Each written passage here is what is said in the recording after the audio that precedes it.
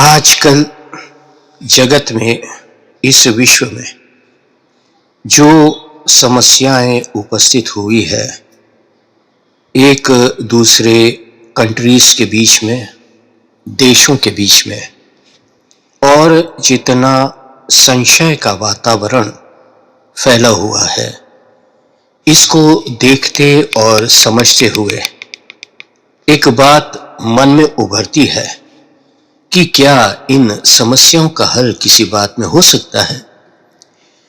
इसीलिए एक वीडियो देखा था जो आप सबको मैंने शेयर भी किया था, और कन्फ्यूशियस और एरिस्टोटल के बीच का संवाद।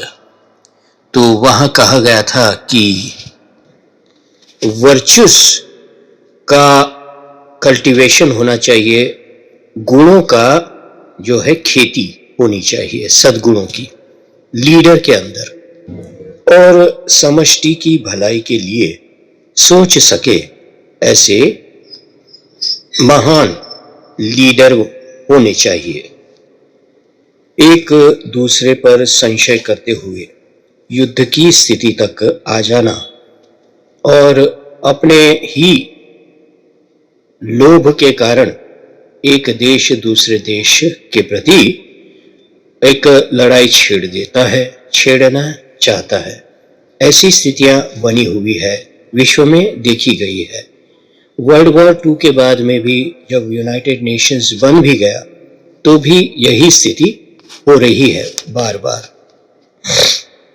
सोचता हूं तो कभी ऐसा विचार आता है कि क्या इंद्रप्रस्थ के निर्माण के वक्त श्री कृष्ण ने पांडवों को कुछ अच्छी सलाह दी होती तो महाभारत का युद्ध न होता। क्या कोई भीष्म पितामह और विदुर की बातों को समझता और उनका पालन करता तो भी महाभारत का युद्ध नहीं होता।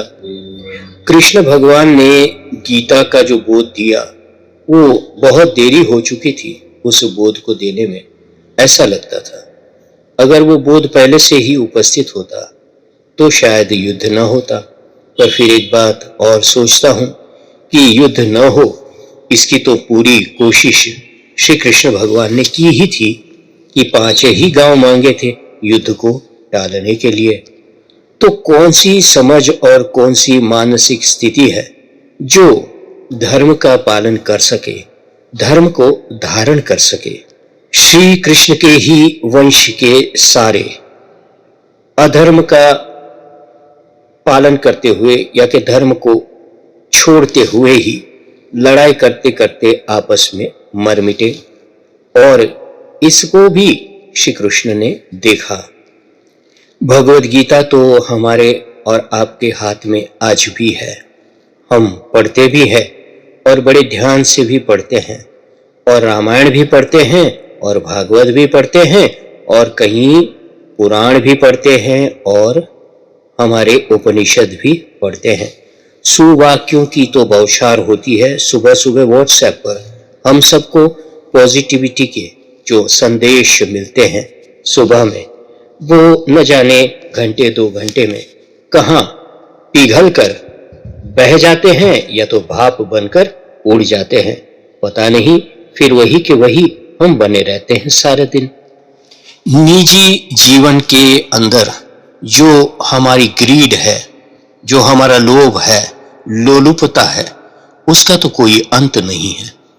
कितनी दौलत लोग बनाते ही जा रहे हैं। कोई कहता है कि मैंने इतने करोड़ों रुपए का बंगला खरीद लिया, इतने की गाड़ियां खरीद ली, ये मेरा बच्चा फॉरेन में पढ़ता है, वो वहां बहुत कमाता है, कभी उसे ग्रीन कार्ड मिल जाएगा, इसकी खुशी रहते हैं।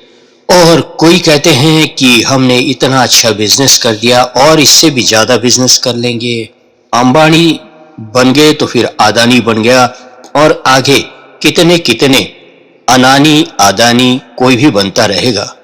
पर इस परिस्थितियों में हम न जाने कहां हमारे गुणों को, हमारे सद्गुणों को और धर्म को धीरे धीरे भुलाते जा रहे हैं। इसका तो कोई नाप हमारे पास नहीं है। क्यों भुलाते जा रहे हैं? कौन सी ऐसी व्यस्तता है हमारे जीवन की कि हम सद्गुणों का उपार्जन नहीं कर पाते हैं, संचय नहीं कर पाते हैं, सद्गुणों की खेती नहीं कर पाते हैं। सारे विश्व की समस्याओं का कोई हल हो सकता है क्या? और क्या होना भी चाहिए हल? कहां से हल ढूंढे, कहां से शुरुआत करें कि ऐसी घोर परिस्थितियां उपस्थित न हो जाए, फिर वापस जीवन संसार में इतना उजड़ जाए, ऐसा न हो। फिर एक बार दुनिया तहस महस हो जाए, बीमारियों से लड़ते लड़ते थक गए, पर्यावरण बिगड़ता जा रहा है, गरीब बहुत गरीब बनते जा रहे हैं देश, और अमीर देश अमीर बनते जा रहे हैं।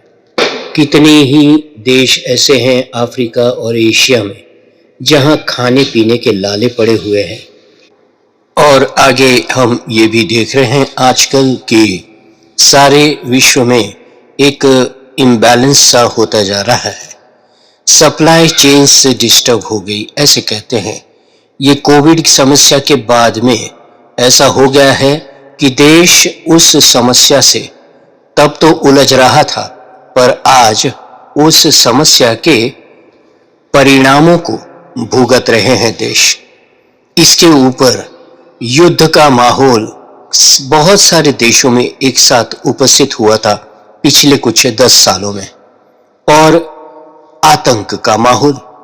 इस तरह से देखा जाए तो कहीं शांति का नामो निशान नहीं दिखता था, और आज ये समस्या हो गई है कि बड़े बड़े देश जैसे कि यूनाइटेड किंगडम है, चाइना है, श्रीलंका है, पाकिस्तान है, और अनेकों देश ऐसे हैं लैटिन अमेरिका में कि जहां पर लोगों को काम धंधा तक नहीं मिल रहा है, और वहां पर भी बहुत भारी इन्फ्लेशन का माहौल है, पैसों की कमी है, उद्योग बंद होते जा रहे हैं। कुछ समझ में नहीं आ रहा कि ऐसी विकट परिस्थिति जहां कुछ करना भी चाहे तो नहीं कर पाते हैं, ऐसी देशों की स्थिति कैसे बन गई? कहां से ये सब होना प्रारंभ हो गया? इस पर अतिवृष्टि, अनावृष्टि जैसे माहौल बनते जा रहे हैं। ठंड बहुत बढ़ती जा रही है तो गर्मी भी बहुत ज्यादा बढ़ती है, बारिश भी बहुत ज्यादा पड़ती है। तो पर्यावरण में जो अस्थिरता, असंतुलन आ गया है, तो यह सबका कारण कहां ढूंढे, कहां है इनका कारण? और अगर समाज और परिवार के लेवल पर देखा जाए तो बहुत भारी नासमझी बढ़ती जा रही है। लोगों के बीच में कोई समन्वय, सामंजस्य या समाधान जैसा कुछ दिखता नहीं है। सभी लोग अपने अपने समाज में कोई बड़ा पद पाकर छोड़ना नहीं चाहते, और परिवारों में भी नासमझी बढ़ती जा रही है, देखा देखी बढ़ती जा रही है। इससे परिवारों पर प्रेशर बहुत ज्यादा बढ़ रहा है। तो इन सब में गुणों का आधान का महत्व क्या है, और कौन से वो गुण हैं जिनका आधान किया जाए, जिससे कि पारिवारिक, सामाजिक और राष्ट्रीय तथा अंतर्राष्ट्रीय समस्याओं का हल अपने आप निकल आए? कहां है वो नेता लोग, वो महापुरुष जिनको देखकर, जिनको सुनकर या जिनकी आगेवानी में सारी समस्याओं का हल प्राप्त हो जाए? धर्म को धारण करने की रीत क्या है? गुणों को धारण करने की, आधान करने की रीत क्या है? हम उन्नति, प्रगति तो कर रहे हैं, पर कुछ खोते भी जा रहे हैं। क्या खोते जा रहे हैं ये तो पता नहीं चलता है, दिखता भी नहीं है, क्योंकि हमारे आंखों के सामने चकाचौंध छाई हुई है। इसलिए पर परिणाम बराबर भुगत रहे हैं। इंडिविजुअल लेवल पर, व्यक्तिगत लेवल पर भी परिणाम भुगत रहे हैं, पारिवारिक लेवल पर भी, और राष्ट्रीय, अंतर्राष्ट्रीय लेवल पर भी परिणाम भुगत रहे हैं। पर्यावरण के परिणाम भी भुगत रहे हैं। फिर भी हमारी नासमझी का कोई अंत नहीं हो रहा है। समझदारी कहाँ से लाए इसका भी कोई पता नहीं चल रहा है। ऐसे विषयों के बारे में जब सोचता हूँ तो मैं हमारे गुरुजन, जैसे कि हमारे बड़े भाई है, हमारे वरिष्ठ मित्र है, इन लोगों से मैं इन समस्याओं के बारे में कुछ बात करना चाहता था, इसलिए मैंने ये रिकॉर्ड किया है। कभी किसी को इसके बारे में कुछ समस्याओं का हल करने के लिए या इसके बारे में मनन कर कर कुछ समझ पड़ता हो तो कभी बता देना कि क्या है इसका हल, इस स्थिति का हल, परिस्थितियों का हल कहाँ है। क्या कर्म करना हमने सीखा नहीं है? क्या सेवा भाव को हम भुला चले हैं? क्या हम हमारी मर्यादाओं को विस्मृत कर चुके हैं? क्या हम हमारी समझ को भुला चुके हैं? समझदारी पूर्ण बर्ताव क्या हमसे हो नहीं पा रहा है?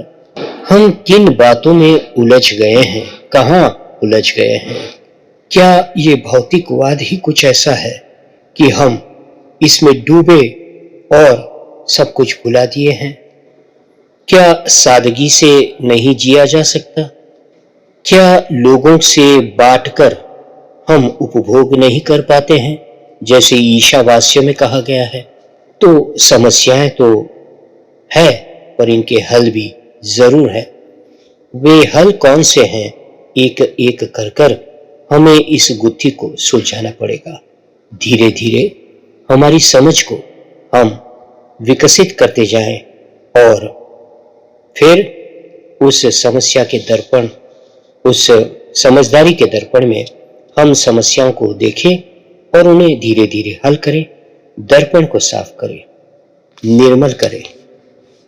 कहीं तो है इनका हल, मुझे पता है, पर मैं भी बराबर कहीं पर एक जगह पर उंगली रखकर अभी तो नहीं बता सकता, पर जरूर इस पर मंथन करना चाहता हूं। जय सिया राम, जय सद्गुरुदेव।